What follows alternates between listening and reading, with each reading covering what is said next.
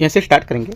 UPSC prelims 2026 के लिए 20 topic और यहाँ से 20 क्वेश्चन जो हैं करंट अफेयर्स के चल रहे हैं, इसको हम लोग यहाँ से आज देखेंगे। ठीक है, काफ़ी इंपॉर्टेंट क्वेश्चन यहाँ पर है और यहाँ से एक एक क्वेश्चन आपके यहाँ से किसी न किसी, जैसे कि पीआईबी कोई है, ठीक है, कोई यहाँ पर द हिंदू से, कोई डाउन टू अर्थ। आज मैंने यहाँ पर दिखाया भी है कौन कौन से क्वेश्चन कहाँ से लिए गए। ठीक है, तो करीब यहाँ पर आधे क्वेश्चन को मैंने यहाँ पर दिखाया भी है कि कैसे कैसे क्वेश्चन कहाँ से फ्रेम किए गए। राइट, तो यहाँ पर देख सकते हो आप। और इसमें देखो क्वेश्चन वो क्वेश्चन है जो यहाँ पर एग्जाम में पूछे जाने की उम्मीद ज़्यादा है। ठीक है, जैसे कि यहाँ पर जो भी टॉपिक उठाए गए हैं वो टॉपिक यहाँ पर काफ़ी ज़्यादा हाईलाइटेड, और ये भी नहीं कि आज ही सिर्फ न्यूज़ में हो या एक ही दिन सिर्फ न्यूज़ में हो, ये काफ़ी टाइम से न्यूज़ में चल रहा है। जैसे कि लास्ट करीब 2 मंथ पहले भी न्यूज़ में थे, ठीक है, अभी कुछ टाइम पहले भी न्यूज़ में है। राइट, तो ये भी यहाँ पर इंपॉर्टेंट है। स्टार्ट करते हैं क्वेश्चन, देखते हैं यहाँ से। और इसके यहाँ पर करीब 4 पार्ट हो भी चुके हैं, 3 से 4 पार्ट, वो आप देख सकते हो और भी।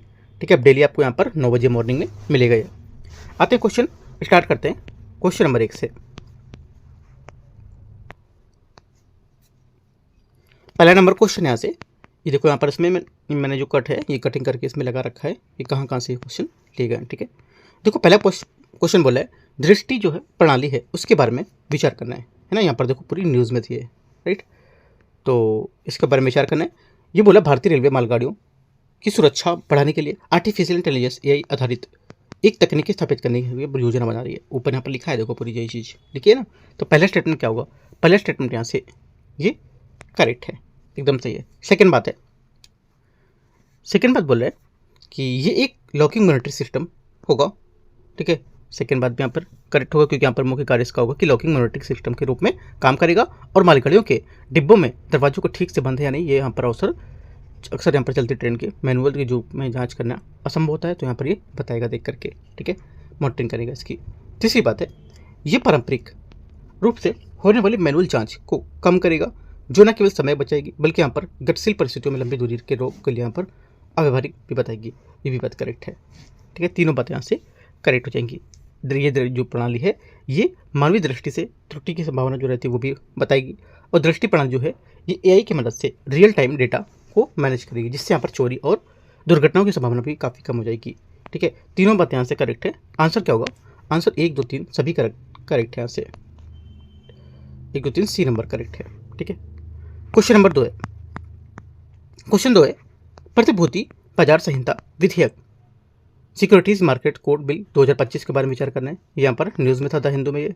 ठीक है, ये बोला है पहला स्टेटमेंट यहाँ से इसका, ये विधेयक सेबी अधिनियम एक्ट 1992, डिपोजिटरी अधिनियम 1996 और प्रतिभूति अनुबंध विनिमय अधिनियम 1956 को एक एकल वैधानिक ढांचे के समेकित करने का प्रयास करेगी। पहला स्टेटमेंट क्या होगा दूसरे का? ये यहाँ से करेक्ट है, क्योंकि यहाँ पर समेकन वर्तमान में भारतीय प्रतिभूति बाजार कई कानून जैसे सेबी एक्ट, SCRA, ठीक है, डिपॉजिट, इनके द्वारा यहाँ पर नियंत्रित है। ये एक विधेयक इन सभी को एक सिंगल कोड में समाहित करेगा ताकि ईज ऑफ डूइंग बिजनेस को बढ़ावा मिल सके। ये विधेयक प्रतिभूति बाजार में निवेशक शिकायत निवारण के लिए एक लोकपाल की नियुक्ति का प्रावधान करेगा। सेकेंड बात भी करेक्ट है। ये विधेयक सेबी को वित्तीय उत्पादों और सेवाओं में नवाचार को बढ़ावा देने के लिए एक नियामक सैंड बॉक्स शुरू करने का अधिकार देगा। ये भी बात करेक्ट है, क्योंकि यहाँ पर ये नियामक सैंड बॉक्स जो होगा ये नियंत्रित वातावरण जहाँ पर फिनटेक कंपनियाँ नए उत्पाद का परीक्षण कर सकती हैं। ठीक है, और सेबी को इस विधेयक के माध्यम से इससे वैधानिक शक्ति यहाँ पर मिलेगी। तीनों बातें करेक्ट है। आंसर दूसरे का डी यहाँ से क्या होगा? करेक्ट आंसर यहाँ से हो जाएगा। क्वेश्चन नंबर 3 यहाँ से, इसमें बोले ये विधेयक सेबी को वित्तीय, अच्छा ये जो स्टेटमेंट था इसका, तीसरे क्वेश्चन में आते हैं। तीसरा क्वेश्चन है ध्रुव 64, तेजस 32, ठीक है, और यहाँ पर तेजस 64 ने हाल ही में समाचारों में देखे गए थे। राइट, तो ये क्या है? एक तरह से देखो यहाँ पर लिखा हुआ है, इसको अगर पढ़ लोगे तो यहाँ से आपका आंसर हो जाएगा। ये क्या है? माइक्रो प्रोसेसर लिखा हुआ है यहाँ पर ये। ठीक है, तो क्या है ये? एक माइक्रो प्रोसेसर है। राइट, ये यहाँ से आंसर होगा। ये स्वदेशी तकनीकी भारत स्वदेशी RISC 5 आधारित यहाँ पर माइक्रो प्रोसेसर हैं। इन्हें भारत के DRIV डिजिटल इंडिया जो रिस्क है प्रोग्राम उसके तहत विकसित किया गया था। ठीक है, और इनका उपयोग इन प्रोसेसर को उपयोग स्मार्ट उपकरण, इलेक्ट्रॉनिक्स, रक्षा प्रणाली में किया जाएगा ताकि विदेशी जो चिप्स है उनकी जैसे इंटेल या AMD उनकी निर्भरता कम हो सके। ठीक है, तेजस कम शक्ति वाले उपकरण के लिए होगा और ध्रुव जो होगा ये उच्च शक्ति वाले प्रदर्शन के लिए काम करेगा। ये थोड़ा सा की पॉइंट है। ठीक है, लिख सकते हो दोनों के। तेजस क्या होगा? ये कम शक्ति वाले उपकरण के लिए होगा, और जो उच्च प्रदर्शन के लिए होगा, हाई परफॉर्मेंस के लिए, वो ध्रुव होगा, ध्रुव। ठीक है, दोनों याद रखना है। क्वेश्चन 4 है, 4 नंबर क्वेश्चन।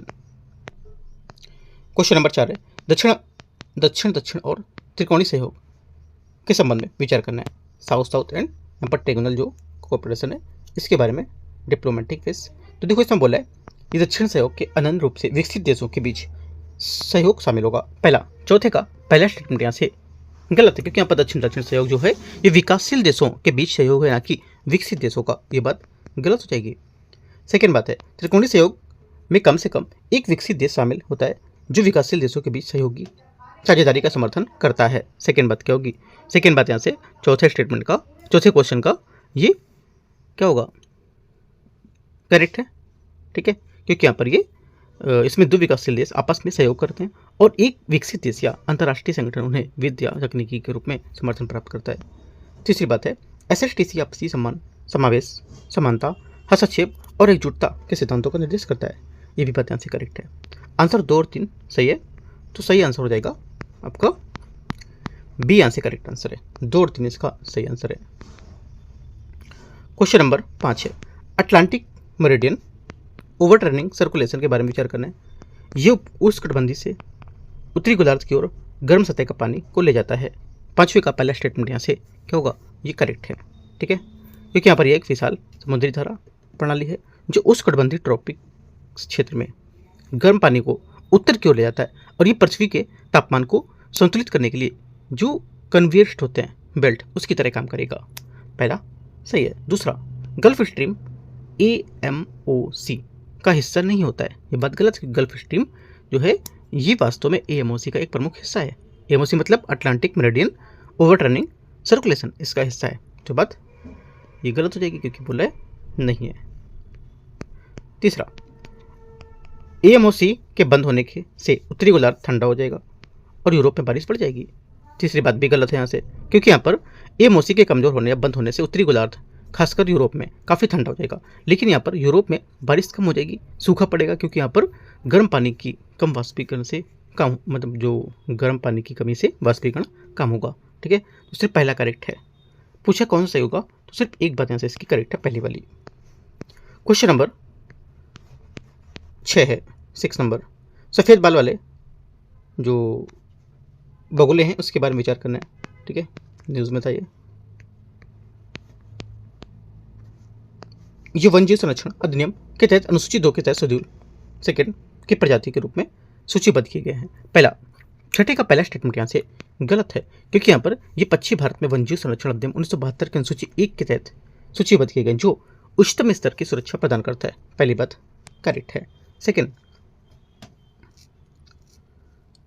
अच्छा पहला गलत है, क्योंकि यहाँ पर क्या बोला था? सेकेंड बोला था, लेकिन यहाँ पर अनुसूची फर्स्ट होगी ना। सेकेंड बात है, प्राकृतिक संरक्षण के लिए अंतर्राष्ट्रीय संघ IUCN की रेड लिस्ट के अनुसार ये 25 सुभेद या वल्नरेबल होंगे। सेकेंड बात यहाँ से गलत है, क्योंकि IUCN रेड लिस्ट के हिसाब से ये सुभेद या वल्नरेबल नहीं, बल्कि यहाँ पर अति संकटग्रस्त क्रिटिकली इंडेंजर्ड होंगे, उस श्रेणी में रखा गया। ये दुनिया के सबसे दुर्लभ पक्षियों में से एक माने जाते हैं। ये भी गलत है। भारत में सफ़ेद पेट वाला बगुला केवल अरुणाचल प्रदेश में ही पाया जाता है। ये भी बात गलत है, क्योंकि भारत में ये मुख्य रूप से अरुणाचल प्रदेश, नामदफा नेशनल पार्क जो है उसमें पाया जाता है, लेकिन ये भूटान, म्यांमार सीमावर्ती क्षेत्र है ना, वो भी हिस्से में पाया जाएगा। तीनों गलत है। आंसर क्या होगा? कोई सही नहीं है। तो यहाँ से एक बात और याद रखना है कि जो नामदफा नेशनल पार्क है ये न्यूज़ में आया है ना, करंट में हम लोग पढ़ा है। तो यहाँ पर क्या मिला? Namdapha national park. इसको आपको जाकर डीप में पूरी चीज़ों को पढ़ना है। ठीक है, नामदफा नेशनल, जितने टॉपिक में बताता जाऊँगा अभी वो आप लिखते जाओ। ये तो पढ़ोगे 20, और जो नामदफा नेशनल पार्क है इसको एक पहला टॉपिक नोट करो। ठीक है, आगे आते हैं और इसके बारे में पूरा डीप से पढ़ना। क्वेश्चन नंबर 7 है, परमाणु ऊर्जा विधेयक 2025 के संबंध में विचार करना है। इसे सतत दोहन और भारत को बदलने के लिए परमाणु ऊर्जा की उन्नति शांति विधेयक के रूप में भी जाना जाता है। पहला, 7वें का पहला स्टेटमेंट यहाँ से करेक्ट है, क्योंकि यहाँ पर इस नए विधेयक को वास्तव में शांति, सस्टेनेबल जो rationing and advancement of nuclear thermal infrastructure ये बोलते हैं। इसमें विधेयक के रूप में भी प्रचारित किया जा रहा है इसे। ठीक है, जो परमाणु ऊर्जा के शांतिपूर्ण उपयोग पर केंद्रित होगा। क्या होगा? पहली बात सही है। सेकेंड बात है, ये निजी कंपनियों को भारत में परमाणु ऊर्जा संयंत्र संचालन में प्रवेश करने में सक्षम बनाएगा। सेकेंड बात भी करेक्ट है, क्योंकि यहाँ पर विधेयक एक ऐतिहासिक बदलाव है, क्योंकि ये भारत के परमाणु क्षेत्र को किसी क्षेत्र के लिए खोलता है जो पहले केवल सार्वजनिक क्षेत्र की कंपनियों जैसे NPCIL के सीमित था। दोनों बातें सही है। तीसरा है, इसका लक्ष्य 2047 तक उत्तरोत्तर 1000 गीगावाट इलेक्ट्रॉनिक्स GWE परमाणु क्षमता जोड़ना। तीसरी बात गलत है, क्योंकि भारत का लक्ष्य 2047 तक 100 गीगावाट परमाणु क्षमता हासिल करना, ठीक है, ना कि 1000 गीगावाट। 1000 गीगावाट का लक्ष्य वर्तमान परमाणु ऊर्जा क्षमता से काफ़ी ज़्यादा अधिक है। ओनली 1 टू करेक्ट है। आंसर 2 बातें इसकी सही है, बी नंबर स्टेटमेंट सही होगा। क्वेश्चन 8 है, भारत सरकार की एक योजना यहाँ पर मिशन सहभागिता का उद्देश्य यहाँ पर निम्नलिखित में से कौन सा होगा, ठीक है। देखो आंसर हो जाएगा 8वें का, इसका उद्देश्य पर्यावरण और वन जलवायु परिवर्तन मंत्रालय द्वारा शुरू किए गए इस मिशन का उद्देश्य भारत में रामसर स्थलों के आर्द्रभूमि के संरक्षण में स्थानीय समुदाय को भागीदार बनाना। यहाँ पर न्यूज़ में क्या आया, रामसर स्थल। रामसर स्थल को जाके आपको न्यूज़ में पढ़ना है। 2 टॉपिक आपके हो गए, ठीक है। तो यहाँ से क्या होगा, ये बात हो जाएगी। और दूसरी बात यहाँ पर है कि इसकी ये सरकारी नियंत्रण से सामुदायिक स्वामित्व को बढ़ने को लेकर प्रयास कर रहा है, ताकि स्थानीय लोग आर्द्रभूमि को अपनी विरासत समझें और उनका संरक्षण करें। आर्द्रभूमि काफ़ी ज़्यादा इसमें बढ़ावा दिया जा रहा है इसका, और न्यूज़ में भी है, तो आपको यहाँ से टॉपिक ये भी कवर करना है, आर्द्रभूमि, ठीक है, क्या होती है। और आंसर क्या होगा, आंसर यहाँ हो जाएगा चौथा स्टेटमेंट करेक्ट है, जो आर्द्रभूमि के संरक्षण और उसके विवेक गुण समाज के लेकर के स्वामित्व के दृष्टिकोण को बढ़ावा देने को लेकर यहाँ पर ये योजना चलाई गई थी, ठीक है। 8वें का आंसर क्या होगा, चौथा करेक्ट है ये। क्वेश्चन नंबर 9, सभागार सरकार द्वारा हाल ही में शुरू की गई एक पहल के बारे में विचार करने। न्यूज़ में था हिंदू में। ये ग्राम सभाओं की कार्यकारी को रिकॉर्ड करने और उनका सारांश तैयार करने के लिए एक AI संचालित टूल होगा। 9वें का पहला स्टेटमेंट यहाँ से करेक्ट है, सही है, क्योंकि जो सभागार एक अत्याधुनिक AI आधारित टूल है जो ग्राम सभा की बैठकों की ऑडियो रिकॉर्डिंग करेगा और साथ में टेक्स्ट में बदलेगा इसको और उसकी मुख्य बातों पर सारांश तैयार करेगा। ये पारदर्शिता और रिकॉर्ड कीपिंग की में मदद करेगा। सेकेंड बात है, इसे केंद्रीय पंचायती राज मंत्रालय द्वारा लॉन्च किया गया। ये क्या होगा, करेक्ट है, क्योंकि यहाँ पर इसे पंचायती राज मंत्रालय द्वारा सुशासन गुड गवर्नेंस को डिजिटल बनाने के उद्देश्य से लॉन्च किया गया है। दोनों बातें करेक्ट है। आंसर 1, 2, सी यहाँ से करेक्ट हो जाएगा। क्वेश्चन नंबर 10 है, भारत में साक्षरता के संबंध में विचार करना है। उल्लास योजना पूर्ण साक्षरता को 15+ आयु वर्ग की जनसंख्या के बीच कम से कम 95 वयस्क साक्षरता प्राप्त करने के लिए रूप में परिभाषित करता है।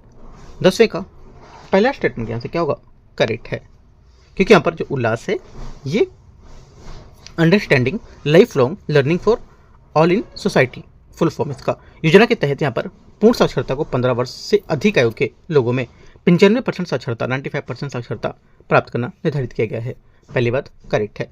सेकेंड, हिमाचल प्रदेश को हाल ही में भारत का दूसरा पूर्ण साक्षर देश या पूर्ण साक्षर क्षेत्र घोषित किया गया है।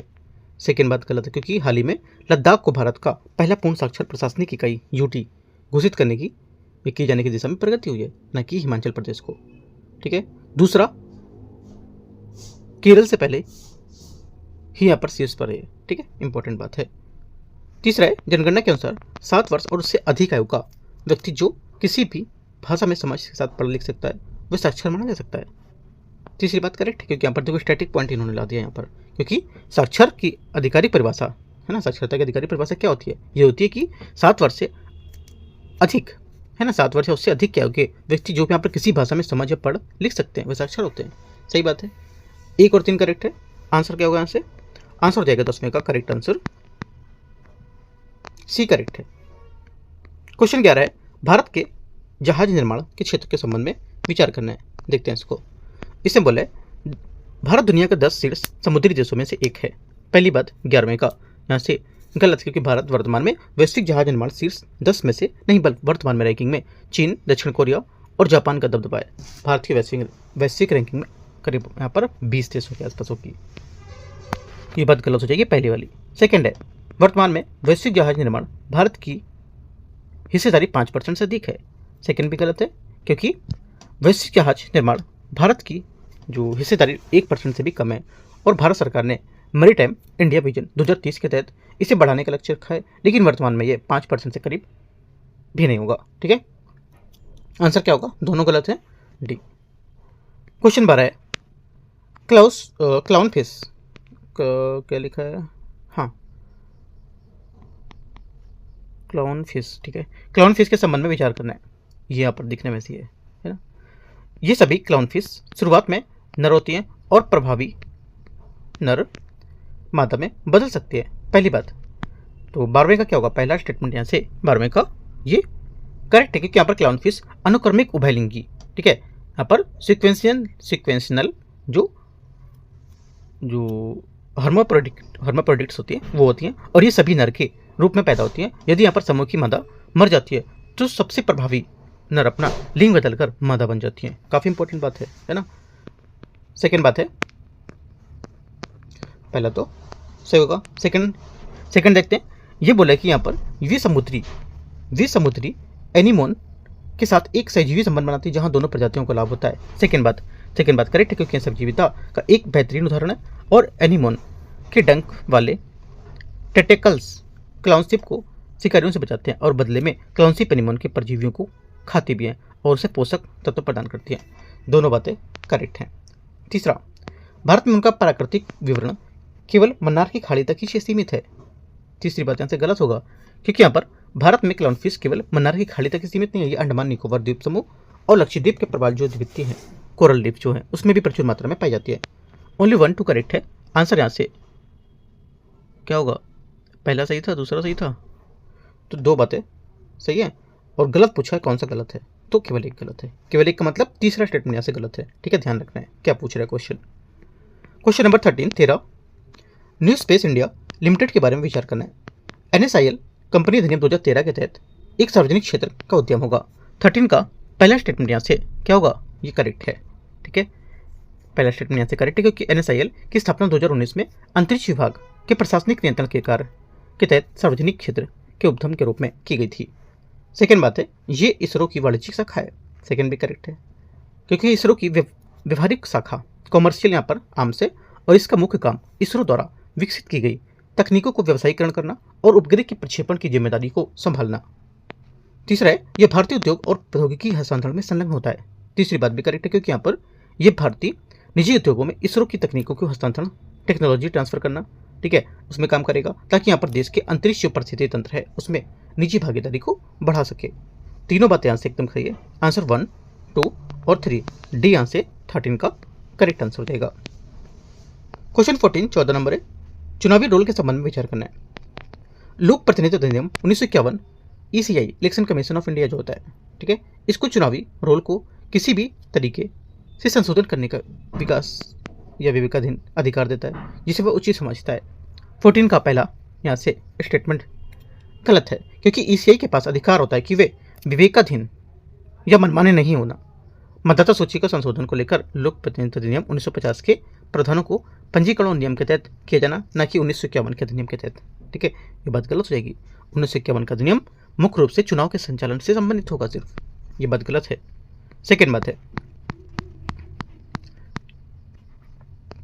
बात बोले, विशेष गहन संशोधन का तात्पर्य ECI जो निर्देशित मतदाता हैं, रोल अपडेट हैं, जो बड़े पैमाने पर त्रुटियों, चूक या राजनीतिक आपात स्थितियों से असाधारण स्थिति में पैदा होता है। सेकेंड बात भी करेक्ट है, पहला गलत था, सेकंड करेक्ट है, क्योंकि विशेष गहन जो संशोधन होते हैं इसमें ये तब किया जाता है जब नियमित अपडेट पर्याप्त नहीं होते हैं। इसमें घर घर जाकर सत्यापन किया जाता है, खासकर उन क्षेत्रों में जहां डेटा में भारी विसंगतियां पाई गई हैं, ठीक है। ओनली 2 करेक्ट है। आंसर यहाँ से क्या होगा, पूछे गलत कौन सा है, तो केवल एक गलत है। क्वेश्चन नंबर 15 संयुक्त राष्ट्र मानवाधिकार परिषद के बारे में विचार करना है। ये दुनिया भर में सार्वभौमिक मानवाधिकारों को बढ़ावा देने और उनकी रक्षा करने के लिए अनिवार्य संयुक्त राष्ट्र के भीतर एक अंतर सरकारी निकाय होगा। 15 का पहला स्टेटमेंट यहाँ से करेक्ट है, क्योंकि UNHRC जो है इसमें संयुक्त राष्ट्र प्रणाली के भीतर एक अंतर सरकारी निकाय है जो मानवाधिकारों के उल्लंघन की जांच करता है और उनके संरक्षण पर चर्चा करता है। पहली बात करेक्ट है। दूसरा, इसका गठन 1945 में हुआ था और इसका मुख्यालय हेग में होगा। सेकेंड बात गलत, क्योंकि इसका गठन 2006 में हुआ था और इसे संयुक्त राष्ट्र मानवाधिकार आयोग का स्थान लिया है। इसका मुख्यालय जिनेवा स्विट्जरलैंड में है, हेग में नहीं है। हेग में अंतर्राष्ट्रीय न्यायालय यानी ICJ का होगा। ओनली 1 करेक्ट है। आंसर एक बात सही है, सही पूछा है। क्वेश्चन 16 है, भारत की सौर ऊर्जा क्षमता के संबंध में विचार करना है। पहली बात है, राजस्थान दुनिया का सबसे बड़ा सौर पार्क पे मेजबानी कर रहा है। राजस्थान दुनिया का सबसे बड़ा सौर पार्क की मेजबानी कर रहा है। 16 का पहला स्टेटमेंट यहाँ से करेक्ट है, क्योंकि राजस्थान का जो भादला सोलर पार्क है, ठीक है, ये वर्तमान में दुनिया के सबसे बड़े सोलर पार्कों में से एक है। लगभग क्षमता इसकी 2245 मेगावाट होगी। ट्रांसमिशन हानि भारत में सौर ऊर्जा विकास की एक बड़ी बाधा है। सेकेंड बात भी करेक्ट है, क्योंकि भारत में ग्रिड की पुरानी तकनीकी और लंबी दूरी तक बिजली ले जाने में होने वाली ट्रांसमिशन हानि सौर ऊर्जा व्यापक विस्तार में एक तकनीकी चुनौती बनी हुई है। तीसरा, चीन भारत में 50% से अधिक सौर मॉड्यूल सेल की आपूर्ति करता है। तीसरी बात भी करेक्ट है, क्योंकि यहाँ पर भारत अपनी सौर ऊर्जा की महत्वाकांक्षा के लिए अभी भी बड़े पैमाने पर आयात पर निर्भर है, और चीन से आने वाले सस्ते और मॉड्यूलर जो सेल है उसमें भारत की कुल आपूर्ति करीब लगभग 50% से अधिक यहाँ पर कवर करती है। तीनों बातें सही है, 1 2 3 है ना। आंसर क्या होगा देखते हैं। 16 में आंसर होगा, पूछे कौन सा गलत है। देखो जहाँ पर लिखा सही नहीं है उसको आपको क्या पढ़ना है, गलत है। सिंपल सी लैंग्वेज, कौन सा गलत है, तो कोई गलत नहीं है, बी कोई नहीं। क्वेश्चन नंबर 17 है। 17 में बोला है ADFALCI वैक्सीन के बारे में विचार करना है। यह भारत का पहला स्वदेशी मलेरिया टीका है। 17 का पहला स्टेटमेंट यहाँ से करेक्ट है, क्योंकि भारत द्वारा विकसित किया जा रहा एक महत्वपूर्ण स्वदेशी मलेरिया टीका उम्मीदवार होगा, ठीक है, सही बात है। ये केवल मच्छर से मानव में संचरण को रोकता है। ये केवल मच्छर से मानव में संचरण को रोकता है। सेकंड बात गलत है, क्योंकि यहाँ पर यह टीका मल्टी स्टेज सुरक्षा प्रदान करेगा, और इसे डिजाइन किया गया है, उसके लिए डिजाइन किया गया है। यह न केवल संक्रमण को रोकता है, बल्कि संक्रमण हो जाए जो रक्त की परजीवी वृद्धि उसको भी रोकेगा और संचरण को कम करने में भी मदद करेगा। दूसरा गलत है, पहला सही है।